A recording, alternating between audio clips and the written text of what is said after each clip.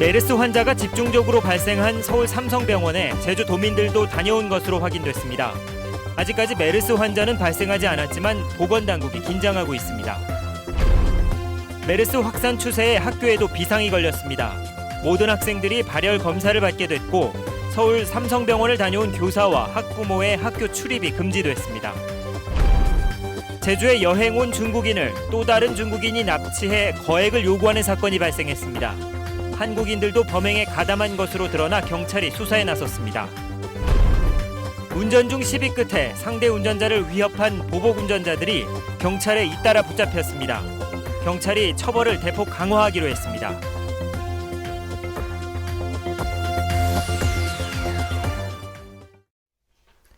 여러분 안녕하십니까? 뉴스데스크 제주입니다. 메르스 환자가 집중적으로 발생한 서울 삼성병원에 제주 도민들도 다녀온 것으로 확인됐습니다.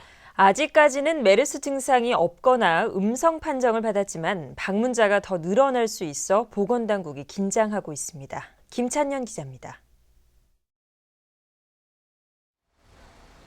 메르스 국가지정병원인 제주대학교 병원. 메르스 임시진료실이 갑자기 바빠졌습니다.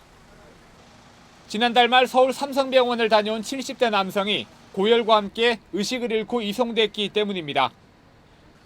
병원은 이 남성은 물론 구급대원도 모두 격리하고 메르스 검사를 했지만 음성 판정을 받았습니다. 환자는 음압격리실에, 응급실 안에 있는 음압격리실에 이렇게 지금 모셔놓고 지금 진료 중에 있고요. 다른 환자들 이렇게 돌아다니고 그러면 안 되기 때문에 바리케이트를 딱딱 쳐놨어요. 메르스 환자 30여 명이 발생한 서울 삼성병원에는 지금까지 제주도민 5명이 다녀온 것으로 확인됐습니다. 이 가운데 3명은 메르스 의심 증상을 보였지만 검사에서 모두 음성 판정을 받았습니다. 나머지 2명은 증상이 없거나 주소만 제주에 둔 채 다른 지역에 살고 있는 것으로 확인됐습니다. 까지는 메르스 관련 증세는 없다고 합니다. 그래도 혹시나 모르니까 저희들이 계속 집중적으로 밀착 모니터링을 계속적으로 실시하겠습니다. 한편 메르스에 감염된 의사와 함께 서울 재건축회의에 참석했던 50대 남성도 주소지만 제주인 것으로 확인됐습니다. 또 중동국가 손님을 받은 뒤 고열을 호소했던 리조트 직원은 음성 판정을 받았고 부친이 확진 판정을 받아 격리됐던 30대 여성 관광객도 2차 검사에서까지 음성 판정을 받았습니다. MBC 뉴스 김찬년입니다. 제주도 보건환경연구원에서 내일부터 메르스 확진 판정을 하게 됩니다. 보건환경연구원은 질병관리본부가 맡아오던 메르스 감염에 대한 1차와 2차 검사를 동시에 진행해 확진 여부를 판단하게 됩니다. 이에 따라 메르스 확진 판정까지 걸리는 시간은 종전 4일에서 6시간 이내로 단축됩니다. 메르스 확산 추세가 좀처럼 수그러들지 않으면서 학생들이 단체 생활을 하는 학교에 비상이 걸렸습니다. 날마다 모든 학생들이 발열 검사를 받게 되고 서울 삼성병원을 다녀온 교사와 학부모는 학교 출입이 금지됐습니다. 현재훈 기자가 보도합니다. 제주 시내 한 중학교에서 메르스 예방 계기 교육이 한창입니다. 기침이 나올 때 휴지나 손수건이 없을 경우에는 옷소매 위쪽으로 입과 코를 가려서 하는 기침 예절과 손톱 및 세균까지 씻어내는 올바른 손 씻기 방법을 실천하는 것이 강조됩니다. 처음부터 끝까지 기본인 것 같아요. 기침 예절, 손 씻기라고 하는 그 생활 속에서 실천할 수 있는 기본을 먼저 해가는 부분이 가장 중요하다고 생각해서요. 모든 학생을 대상으로 발열 검사를 실시해 증상이 있으면 보건소에 신고하고 임시 격리 공간도 마련하기로 했습니다. 한편 제주도 교육청은 최근 서울 삼성병원을 방문한 교사 2명과 학부모 1명은 의심 증상은 없지만 검사를 받고 학교에 나오지 않도록 했습니다. 그 선생님은 제주도에 오지 못하도록 했습니다. 그것은 왜 그러냐? 그쪽에서 확실하게 검진을 받아서 이상 유무를 확인해가지고 이상이 없다고 하면 제주도에 오시도록 했고, 교육청은 감염병 위기 단계가 경계로 격상되거나 제주에서 확진 환자가 발생할 경우에는 예방적 차원에서 학교 휴업도 적극 검토하겠다고 밝혔습니다. MBC 뉴스 현재훈입니다. 메르스 여파로 제주 방문을 취소하는 관광객이 급증하고 있습니다. 제주도 관광협회에 따르면 지난 1일부터 6일까지 관광객 11,200여 명이 예약을 취소했습니다. 이 가운데 내국인은 6,200여 명이고 중국인도 4,700여 명으로 집계됐습니다. 제주도 관광협회는 모든 관광업체를 대상으로 피해 상황을 조사한 뒤 대응책을 마련하겠다고 밝혔습니다. 제주에 여행 온 중국인을 납치한 뒤 거액을 요구한 중국인이 경찰에 붙잡혔습니다. 제주에서 벌어진 이 대담한 인질극에는 한국인들도 가담했습니다. 박주연 기자가 보도합니다. 서귀포 시내 한 특급 호텔 카지노에 모자와 마스크를 쓴 남성이 들어갑니다. 10여 분 뒤 이 남성은 게임을 마치고 나오는 또 다른 남성과 어깨동무를 하고 빠져나옵니다. 중국인 35살 리모 씨가 채무자인 46살 채모 씨를 납치한 겁니다. 손님이 단지 여기서 나간 다음에 일어난 일이란 말이죠. 그러다 보니까 자세한 내용들은 사실은 잘 모르죠. 첸 씨는 손과 발이 묶인 채 승합차로 이동해 서귀포 시내 펜션에서 1박 2일 동안 감금돼 폭행당했습니다.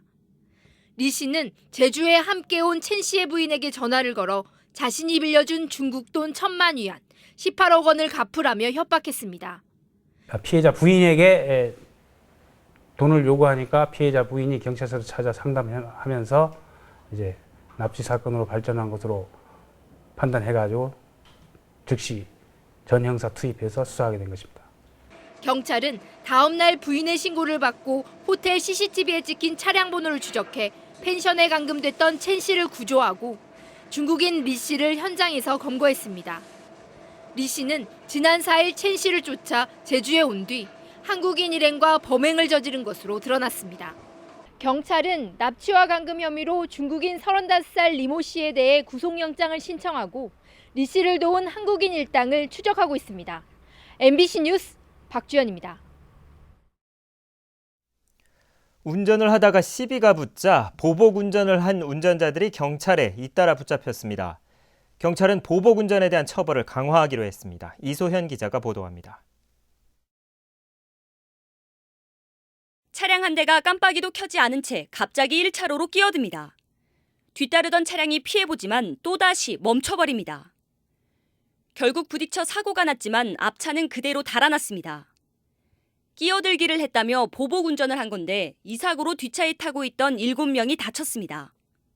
저도 막 당황스럽더라고요. 그 앞에 그 차 남발을 에울 정신도 없었고, 만약에 그 사람이 흉기 들고 와서 위협하면 어떡할까, 우리 애들도 있고 그러는데 너무 불안하고 무서웠습니다. 늦은 밤 중산간도로 뒤따르던 차량이 상향 전조등을 켜자 갑자기 앞쪽이 환해집니다. 피해보기에 무서워. 시원한 사람이다. 뭐야, 땅할 데가 없어. 미치겠다. 뒷차가 굉음을 내며 앞지르더니 갑자기 멈춰섭니다. 상향 전조등을 꺼달라고 요구하자 오히려 전조등을 켠 채 40km나 뒤따라오면서 운전을 방해한 겁니다. 그 보복 운전은 차량이라는 위험한 물건을 이용한 폭행이나 협박 행위에 해당될 수 있습니다. 그래서 폭력 행위 등 처벌에 관한 법률 위반죄로 최고 징역 1년 이상의 유기징역에 처해질 수 있는 중대한 범죄고요. 경찰은 보복 운전에 도로교통법을 적용해 오던 과거와는 달리 이번에는 폭력 혐의로 형사 입건했습니다. 경찰은 보복 운전이 대형 사고로 이어질 가능성이 큰 만큼 영상 제보 등을 통한 단속을 더욱 강화할 방침입니다. MBC 뉴스 이소연입니다. 괭생이 모자반에 이어 대형 가시파래까지 제주로 밀려오고 있습니다. 국립수산과학원이 최근 동중국해 해양조사를 벌인 결과 제주도 남서쪽 200km 해상에서 길이 1km에 폭이 50m인 가시파래띠 3개가 관측됐습니다. 이 띠들은 해류를 타고 하루 평균 10km씩 제주로 접근해 이달 말쯤 제주 연안에 나타날 것으로 예상됩니다. 한편 제주 부근의 괭생이 모자반띠는 규모와 밀도가 줄어든 것으로 조사됐습니다. 제주도가 제주 신안 개발 계획을 수정하겠다며 어민들을 설득하고 나섰습니다.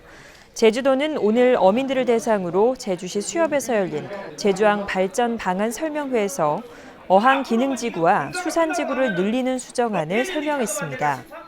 이에 대해 어민들은 구체적인 보상 방안과 매립지 지분 분배를 요구했고 조만간 의견을 모아 제주도에 전달하기로 했습니다. 6.15 공동선언 실천 남측위원회 제주본부는 오늘 제주도 의회에서 기자회견을 열고 민간 교류와 민족 공동 행사를 조건 없이 허용하라고 정부에 요구했습니다. 이들은 광복 70주년과 6.15 선언 15주년을 맞아 다양한 행사를 추진하고 있지만 정부가 만남 자체를 막아오고 있다며 대북 적대 정책을 철회하고 평화와 협력으로 전환해야 한다고 주장했습니다. 제주여성가족연구원이 직원 채용 규정을 위반하고 연구원 가족들에게 편법으로 보수를 지급한 것으로 드러났습니다. 제주도 감사위원회는 여성가족연구원 측이 응모 자격이 없는 지원자를 채용하고 수습 직원을 직무대리로 임용해 관련 규정을 위반했다며 관련자 징계와 함께 기관 경고 조치했습니다. 뉴스데스크 제주였습니다. 고맙습니다.